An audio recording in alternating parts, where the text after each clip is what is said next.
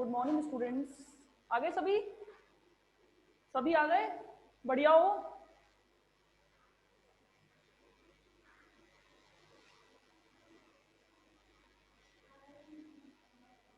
नए बोर्ड के साथ स्वागत कर रही हूँ आपका। सेकेंडरी क्लास से पहले लगी थोड़ी होगी हिंदी मीडियम की। आज की क्लास ब्लैक बोर्ड देखना। मैं लास्ट आपसे कह रही थी कि मैं स्वतंत्रता की कोटि की डेफिनेशन लिखना जरूरी है क्योंकि पेपर में आता है।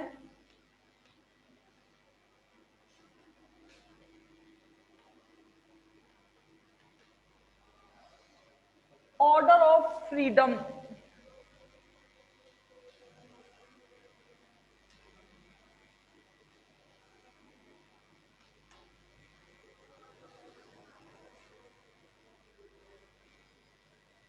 आदाब, अस्सलाम वालेकुम। वालेकुम अस्सलाम ऐसे बोलते हैं ना। चलो अच्छा, स्वतंत्रता की कोटि के बारे में मैं हल्का सा बता चुकी थी आपको। हल्का सा क्या, डेफिनेशन ही व्यक्त कर दी थी मैंने उसकी। तो परिभाषा में कोई दिक्कत नहीं होनी चाहिए इसकी में। परिभाषा क्या है? परियों की भाषा, परिभाषा इंग्लिश में जिसे डेफिनेशन के नाम से जानते हैं। कुछ भी नहीं है, बड़ा ही सरल और साधारण सा है कि क्या है।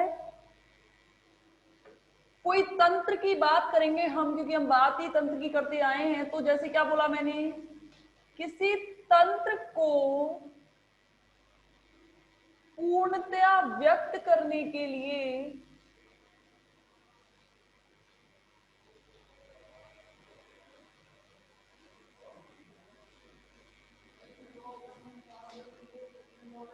जितने चरों की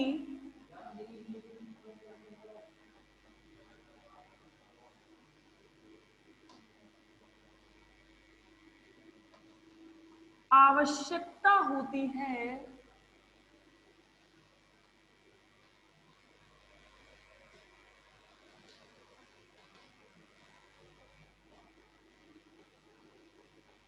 स्वतंत्रता की कोटि कहलाती है।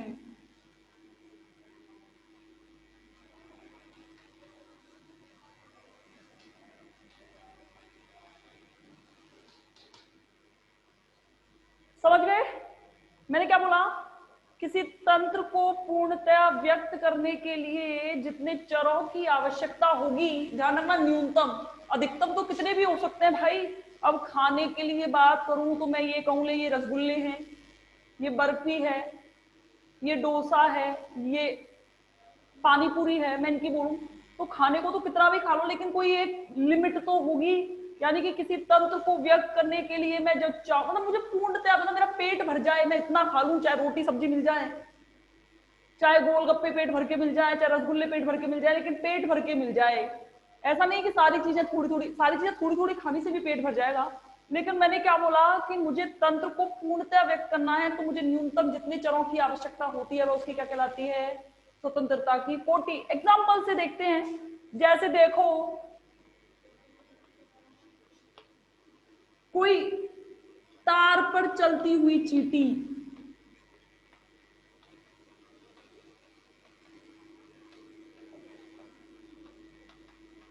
तार पर ये थर्ड ईयर में भी काम आना है।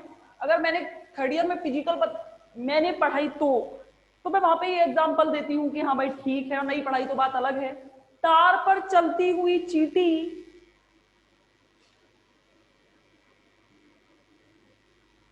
एक विमीय दिशा में गति करती है।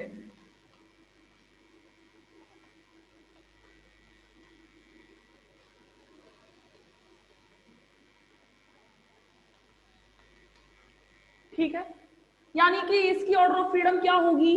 1 होगी। अगर मैं कोई गेंद की बात करूं, या चलो गेंद की बात ना करके मैं ये कहूं कि मुझे ये ब्लैक बोर्ड, जिसे हिंदी में श्यामपट्ट कहते हैं, श्यामपट्ट को पूर्णतया व्यक्त करने के लिए 2 दिशाओं की आवश्यकता होगी। कितने की? दो दिशाओं की, तो इसकी ऑर्डर ऑफ फ्रीडम क्या होगी? इसकी ऑर्डर ऑफ फ्रीडम 2 होगी। 2 होगी कि नहीं होगी? जबकि अगर मैं इसके अलावा जैसे नॉर्मल कहूं कि एक प्रिज्म की दिशा व्यक्त करनी है, प्रिज्म ले लो या कुछ भी ले लो, माना मैंने ये एक डस्टर ले लिया, फोन ले लिया, मोबाइल ले लिया, व्यक्ति ले लिया, चाहे कोई भी ले लिया जिसकी लंबाई चौड़ाई मोटाई तीनों होंगी, उसके लिए मेरे पास ऑर्डर ऑफ फ्रीडम उसकी हमेशा क्या रहेगी? 3 रहेगी। तो ये चीजें आप नोट कर लीजिए, ये ऑर्डर ऑफ फ्रीडम की डेफिनेशन आप नोट कर लीजिए। ऑर्डर ऑफ फ्रीडम की डेफिनेशन में कोई दिक्कत तो नहीं होगी? आई थिंक कोई दिक्कत तो नहीं होगी ऑर्डर ऑफ फ्रीडम में।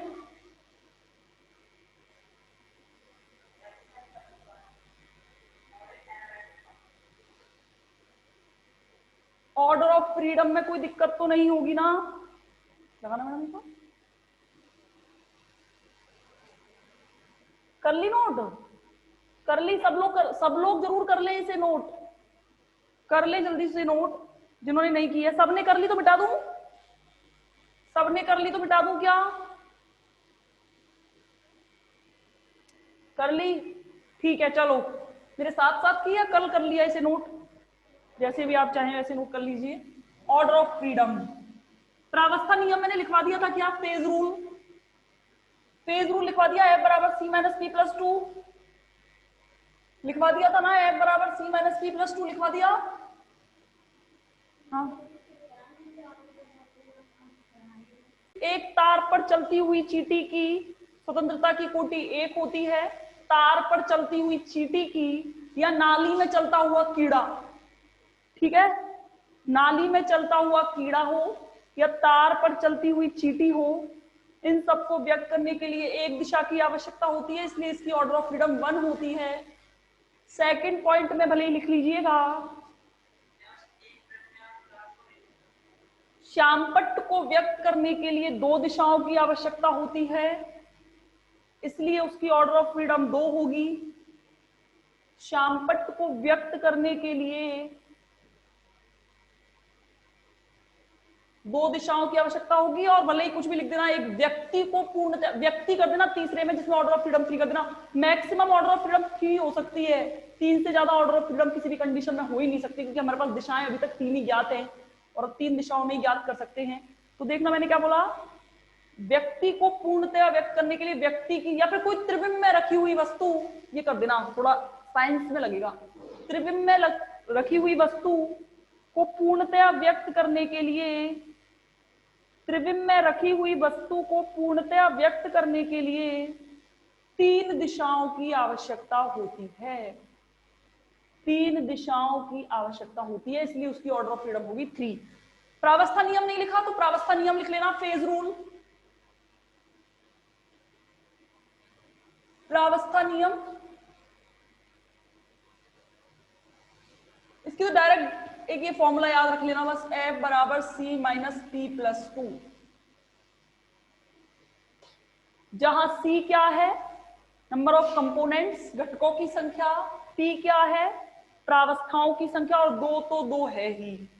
अभी इसके बारे में मैं 2 का एक राज खोलूंगी, लेकिन अभी नहीं, 2 कंपोनेंट सिस्टम में जब बात करेंगे तब। अभी तो थोड़ा सब्र करना पड़ेगा आपको, 3-4 क्लास,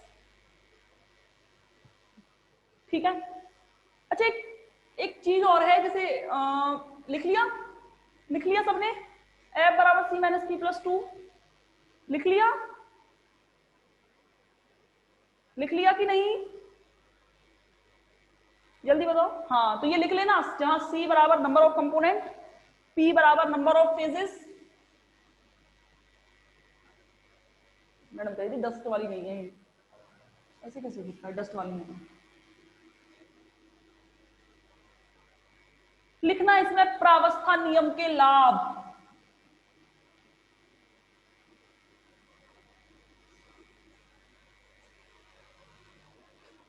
लाभ पहला लिख लेना, कुछ नहीं है इसमें लाभ में, जो ना समझ में आए पूछ लेना। भौतिक तथा रासायनिक दोनों पर लागू होता है,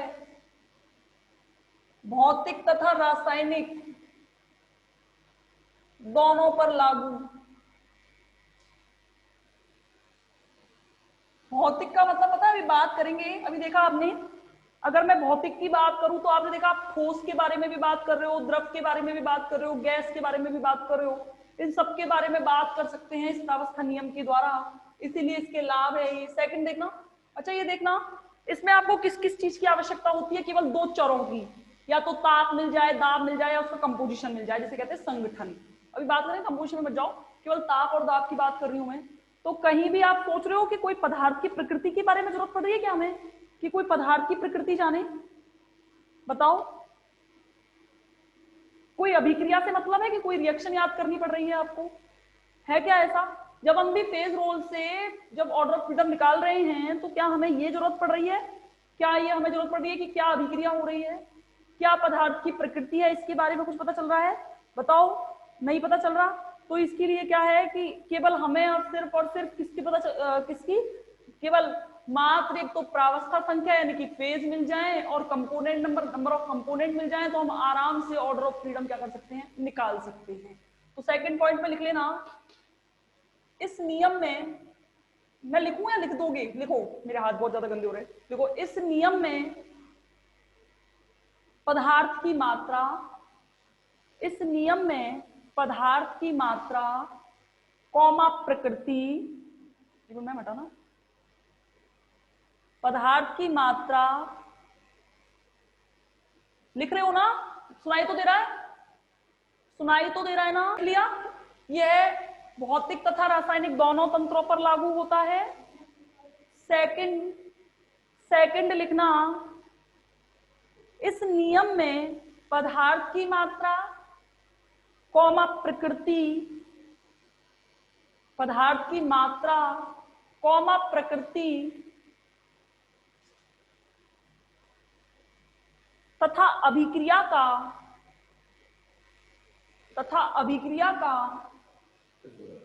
प्रावस्था से कोई संबंध नहीं होता, प्रावस्था से कोई संबंध नहीं होता,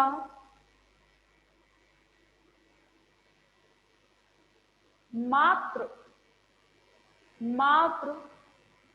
प्रावस्था संख्या एवं घटकों की संख्या, मात्र प्रावस्था संख्या अथवा घटकों की संख्या तंत्र के अध्ययन के लिए पर्याप्त है, तंत्र के अध्ययन के लिए पर्याप्त है।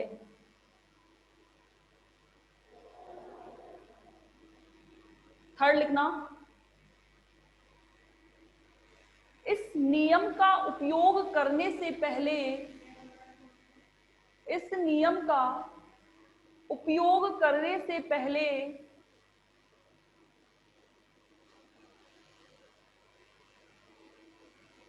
पदार्थ की संरचना की पूर्व धारणा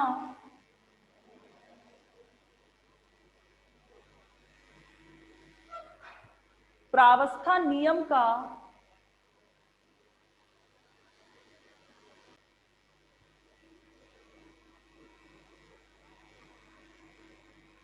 प्रयोग करते समय, पदार्थ, कुछ भी लिख लेना, प्रयोग करने से पूर्व पदार्थ की संरचना की पूर्व धारणा की आवश्यकता नहीं होती, पदार्थ की संरचना की पूर्व धारणा की आवश्यकता नहीं होती।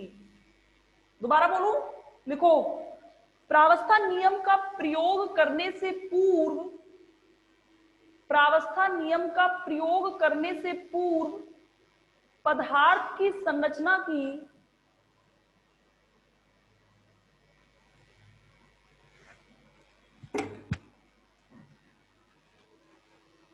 पूर्व धारणा की आवश्यकता नहीं होती, पूर्व धारणा की आवश्यकता नहीं होती। लिख लिया? थर्ड लिखना, नेक्स्ट जो भी है,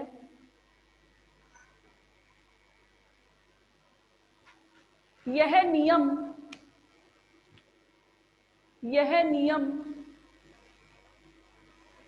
तंत्रों के आचरण, यह नियम तंत्रों के आचरण के पूर्वानुमान में सहायक है, यह नियम तंत्रों के आचरण के पूर्वानुमान में सहायक है। यानी कि अब देखना, मैं अभी बात करूंगी ये इस लास्ट वाले, और तो सब समझ में आ ही गए होंगे, कोई दिक्कत नहीं है, भौतिक एवं रासायनिक पर लागू होती है। आपने जब फेज रूल लगाया, कहीं भी पदार्थ की संरचना की आवश्यकता हुई, कहीं प्रकृति की आवश्यकता हुई, कोई अभिक्रिया की आवश्यकता हुई, केवल और केवल फेज नंबर ऑफ फेजेस मिल जाएं और नंबर ऑफ कंपोनेंट्स मिल जाएं तो आप पूरे तंत्र का अध्ययन कर सकते हैं। अगला पॉइंट मैंने क्या बोला था? अगला पॉइंट मैंने बोला था कि कोई संरचना नहीं सोचनी मुझे कि भाई मैं ये H2O का अध्ययन करूंगी, मैं CaCO3 का अध्ययन करूंगी तो मुझे इसकी स्ट्रक्चर चाहिए, मुझे कुछ नहीं चाहिए, केवल मुझे सिर्फ यही चाहिए होता है बस कि हाँ मेरे पास ये रिएक्शन लिखी हुई है एक, उस रिएक्शन की तो रिएक्शन नहीं भी लिखी हुई है तो सामने की कंडीशन पता चल जाए तो हम पता लगा सकते हैं। और ये देखना कि अभी बात करूंगी जो लास्ट लिखवाया कि तंत्रों के आचरण में पूर्वानुमान में सहायक होती है, ये देखना कैसे आप कैसे पता लगा लोगे पहले ही कि ये कैसा सिस्टम बनेगा, ठीक है ना।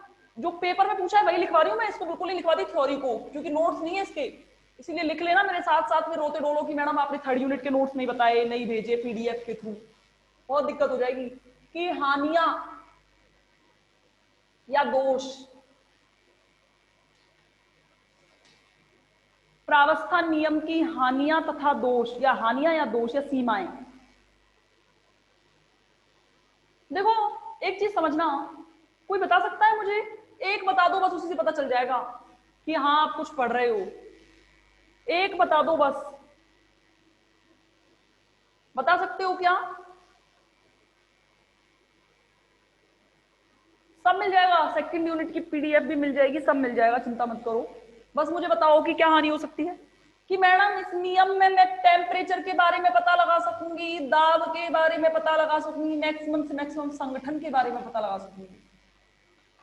इसके अलावा क्या चुंबकीय प्रकृति का पता चल रहा है, क्या विद्युत प्रकृति का पता चल रहा है, इसके अलावा क्या कोई भी पदार्थ कैसा है उसके बारे में पता चल रहा है? यानी कि केवल और केवल ताप दाब संगठन की व्याख्या तो करता है, लेकिन इसके अलावा जो भी और अन्य चर हैं, वेरिएबल्स हैं, उनकी व्याख्या ये नियम नहीं कर सकता है। तो पहला पॉइंट लिखना इसमें, इस नियम में केवल, पहला पॉइंट, इस नियम में केवल ताप दाब एवं चर की आवश्यकता हो, ताप दाब एवं संगठन, ताप दाब एवं संगठन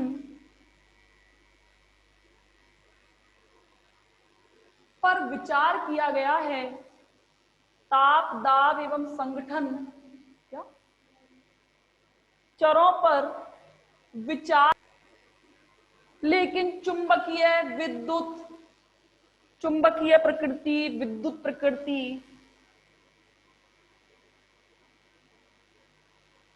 जैसे प्रभावों पर अध्ययन नहीं किया गया, जैसे प्रभावों पर अध्ययन नहीं किया गया है। सेकंड पॉइंट,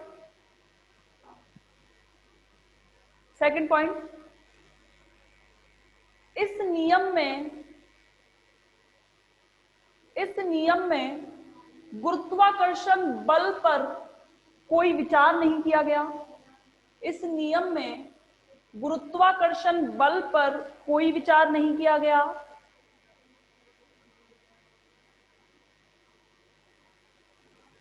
कोई विचार नहीं किया गया है। और एक लास्ट लिख लेना, पृष्ठ तनाव की व्याख्या नहीं की गई, कोई पृष्ठ तनाव होगा या नहीं होगा, पृष्ठ तनाव की व्याख्या नहीं की गई। वाष्प दाब के बारे में, चलो पृष्ठ तनाव की व्याख्या नहीं की गई, ठीक है। और एक और लिख लेना, ये इंपॉर्टेंट है, ये पूछा है एक बार पेपर में, फोर्थ देखना, पता है क्या होता है? ताप दाब संगठन के बारे में बता दिया, T for temperature, P for pressure, C for composition, ठीक है ना। कंपोजिशन मतलब संगठन, वो कंपोनेंट होगा, ये कंपोजिशन की बात कर रही हूं मैं। तो देखना, ताप दाब और संगठन जो है ये 3 है, ठीक है ना।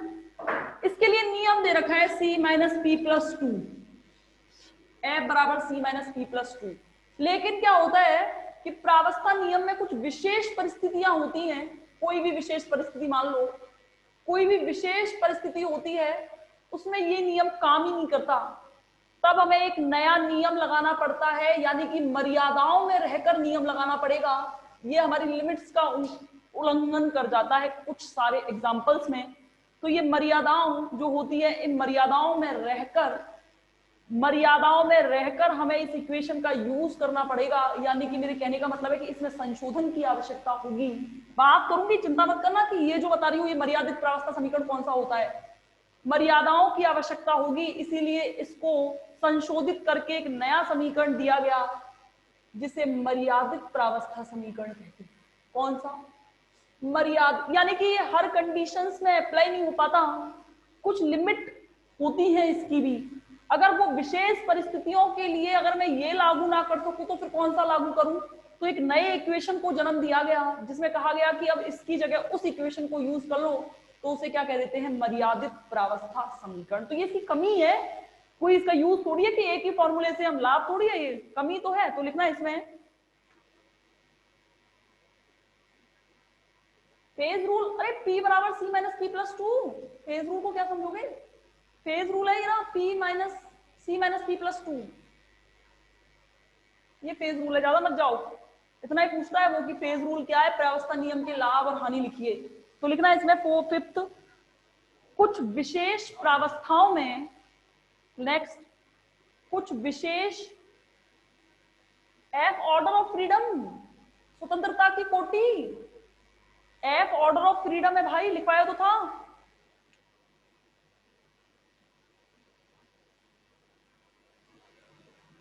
थ्योरी समझ नोट आई, ये क्या नोट आई मतलब नहीं आई, जो लिखाई है। अरे भाई क्या लिखवाया मैंने? कुछ भी तो नहीं लिखवाया। कौन खुद सोच के देखो कि मैंने ये थ्योरी में लिखवाया क्या है। लाभ लिखवाए हैं, लाभ में ही समझ में आया। लाभ में कहीं भी, अरे पूरा प्रावस्था नियम केवल इन्हीं पर डिपेंडेंट है, CP पर डिपेंडेंट है, बस एक ही और चाहिए, ऑर्डर ऑफ फ्रीडम। किसी भी पदार्थ को मैं व्यक्त कर सकूं, मुझे चाहिए क्या? मुझे पदार्थ की स्ट्रक्चर पता चल जाए, बस इसके अलावा और चाहिए क्या? जब मुझे ऑर्डर ऑफ फ्रीडम मिल रही है, इसका मतलब मुझे पता चल गया कि मैं ये त्रिबिंब में बनेगी आकृति कि द्विबिंब में बनेगी कि एक बिंब में बनेगी आकृति, इसके बारे में तो बता दिया इसने। यानी कि केवल इन दो मानों से इस ऑर्डर ऑफ फ्रीडम को निकाल पा रहे हो, तो इसका मतलब क्या हो गया? ये कितना बड़ा नियम हो गया कि ना तो पदार्थ की प्रकृति, कभी आपने ये सोचा कि मैडम आप जो CaCO3 ले रही हो इसकी पदार्थ की प्रकृति क्या होगी?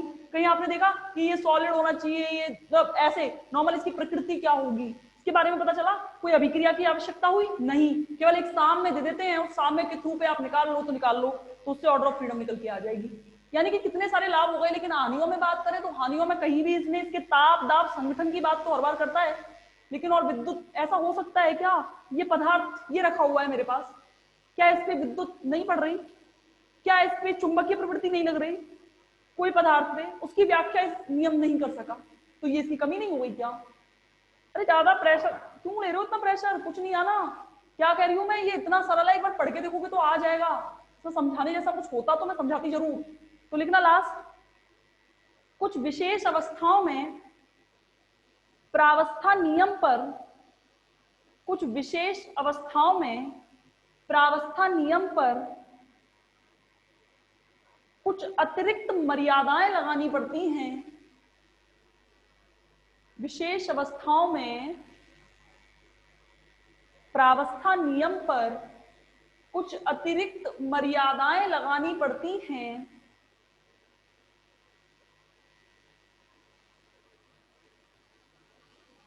ऐसी अवस्था में मर्यादित प्रावस्था नियम का उपयोग करते हैं। अभी बात करेंगे इसके बारे में, मर्यादित प्रावस्था नियम क्या होता है, अभी नहीं बात कर रही मैं इसकी, केवल इसकी कमियों में लिखवा दिया है। मर्यादित प्रावस्था नियम का उपयोग करते हैं। ये तो रहे प्रावस्था नियम के लाभ और हानि। ज्यादा इतना सोचो मत, जितना घुसोगे ना उतना कंफ्यूज हो जाओगे, सबसे पहली बात तो ये ध्यान रखना। और दूसरी चीज ध्यान रखना, जो इंपॉर्टेंट है केवल उसी पर ध्यान दो। तीसरी चीज ये है कि इसमें समझने लायक जैसा कुछ था नहीं, फिर भी अगर आपको कोई डाउट हो तो पूछ लो, क्या डाउट है बताओ, क्या नहीं समझ में आया? अरे F बराबर C माइनस P प्लस 2, जहां F ऑर्डर ऑफ फ्रीडम है, स्वतंत्रता की कोटि, C नंबर ऑफ कंपोनेंट हैं, घटकों की संख्या, P नंबर ऑफ फेजेस हैं, फॉर्मूले में लिखना तो कोई फर्क पड़ता ही नहीं है। कैसे गरीब हो रहे हो भाई, कितने गरीब हो आप लोग। इस दुनिया में, इस पृथ्वी पर कोई ऐसी जगह हो सकती है कि जहां पे गुरुत्वाकर्षण बल काम ही ना कर रहा हो? आप अंतरिक्ष में थोड़ी पहुंच गए हो या अभिक्रिया कर रहे हो, तो फेज रूल में एक बल भी तो काम करेंगे बहुत सारे। उन बलों के बारे में कहां व्याख्या की? और पर्सनली जो बल सर्वव्यापी बल है, जिसका गुरुत्वाकर्षण नियम, कोई भी ये पदार्थ रखा हुआ है, ये ऐसे ही रखा हुआ है, यहाँ गुरुत्वाकर्षण काम नहीं कर रहा है इस पे। जब भी कभी पेपर में कोई क्वेश्चन आएगा तो सबसे पहले गुरुत्वाकर्षण बल का F इक्वल टू mg से निकालते हैं हम, जब बल निकालना होता है, जब हमें, जहां g इक्वल टू गुरुत्वाकर्षण बल होता है। लेकिन हम जब बल की बात ही नहीं करेंगे तो फिर क्या करेंगे भाई? और जो आप कहते हो ना, जिस न्यूमेरिकल्स में आप पदार्थ को नॉर्मल यूज करते हो, वो अगर कोई पदार्थ को यूज कर रहे हो तो वो उस जैसे कोई क्वेश्चन बनाया है, कोई रिएक्शन बनाई है, तो उसमें वो गुरुत्वाकर्षण बल के प्रभाव को समावेश करके उसमें तब उस नियम को देते हैं। ध्यान रखना, अपने दिमाग में ही ज्यादा मत दिमाग लगाओ कि गुरुत्वाकर्षण बल क्यों नहीं आएगा। गुरुत्वाकर्षण बल, आप खड़े हो, आज मेरा अस्तित्व गुरुत्वाकर्षण बल की वजह से नहीं, मैं उड़ जाती हूँ ऊपर। आज जो भी इस दुनिया में, जो भी आपके मोबाइल आपके पास है, उसकी वजह से आप गुरुत्वाकर्षण बल लग रहा है। इसलिए इस दुनिया में कोई ऐसी चीज है लैब में जो इतने पदार्थ रखे हैं, क्या गुरुत्वाकर्षण बल के अंदर नहीं आते ये? अगर गलती से भी गुरुत्वाकर्षण बल नहीं होगा तो क्या स्थिति होती आज हमारी, सोच सकते हो? बताओ। यानी कि आपके बुक के अंदर पर्टिकुलर दिया हुआ है कि ग्रेविटेशन फोर्स कावस्था नियम में कहीं इसके बारे में बात नहीं की गई है। ऐसा क्यों हुआ और किस लिए हुआ, क्या कारण पड़ा कि क्यों? तो जब गुरुत्वाकर्षण बल को ही नहीं कह रहे आप, तो फिर क्या मतलब है उसका? तो ध्यान रखना, पदार्थ में गुरुत्वाकर्षण बल नहीं काम करता। किसने कह दिया? पदार्थ में बिना गुरुत्वाकर्षण बल के तो ना आपका अस्तित्व है, ना मेरा अस्तित्व है, ना केमिस्ट्री का अस्तित्व है। ध्यान रखो। और पूछो, बताना मैडम।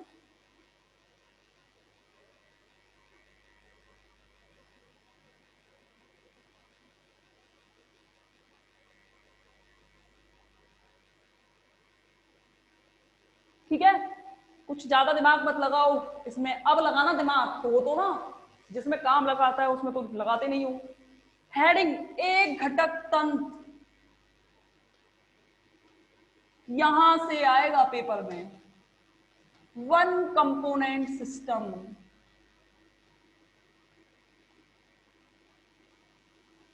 तीन पढ़ेंगे सिलेबस में, तीन है तो तीन ही पढ़ने हैं। एक तो है H2O सिस्टम, जल तंत्र। एक है आपका सल्फर सिस्टम, जिसे कहते हो गंधक तंत्र, गंधक तंत्र। और एक है आपका CO2 सिस्टम, जिसे कहते हो कार्बन डाइऑक्साइड सिस्टम। जिसे क्या कहते हो आप? Carbon dioxide system. आपको मैं पहले ही बता दूं आपको करना क्या है, ज्यादा दिमाग नहीं लगाना है। मैं डायग्राम बनाऊंगी, वो डायग्राम आपको याद रहना चाहिए। ध्यान रखना, पहली बात तो वो आरेख याद रहना चाहिए, फर्स्ट चीज। सेकंड चीज, आपको ऑर्डर ऑफ फ्रीडम निकालनी आनी चाहिए, नंबर ऑफ कंपोनेंट निकालने आने चाहिए, नंबर ऑफ फेजेस निकालने आने चाहिए। और ऑर्डर ऑफ फ्रीडम निकालते ही आपका वो डायग्राम कंप्लीट हो जाता है। यानी कि आपके पेपर में किस तरीके से पूछता है। बात करते हैं एक घटक तंत्र का मतलब क्या है। पहले तो मुझे ये बताओ, what is the mean of one component system. बहुत इंपॉर्टेंट सिस्टम स्टार्ट करूंगी, H2O system. Very very important, हर साल पूछता है। कम से कम छोटा बड़ा नहीं तो छोटा क्वेश्चन तो जरूर आता है इसमें से। और इतना सरल और सिंपल है कि अगर एक बार बोर्ड पर कंसंट्रेशन हुआ तो डेफिनेटली आप इसे सॉल्व कर लेंगे। ध्यान रखना, मैंने क्या बोला, इसको पर्सनली लिखा है, वेरी वेरी इंपॉर्टेंट। तो समझ जाना कि मेरे क्या कहा है। पहली बात तो ये वन कंपोनेंट सिस्टम है, ये घटक निकाल चुके हो आप। पहली बात तो ये बताओ वन कंपोनेंट सिस्टम का मतलब क्या होता है, जिसमें घटक की मात्रा क्या हो, वन की। तो देखना जरा, अगर मैं ये कहूं कि अगर मैं ऑर्डर ऑफ फ्रीडम निकालूं, तो देखो वन कंपोनेंट सिस्टम की बात कर रही हूं मैं। वन कंपोनेंट सिस्टम के लिए C बराबर क्या होता है, एक बार रिजॉइन करते हैं फिर आओ।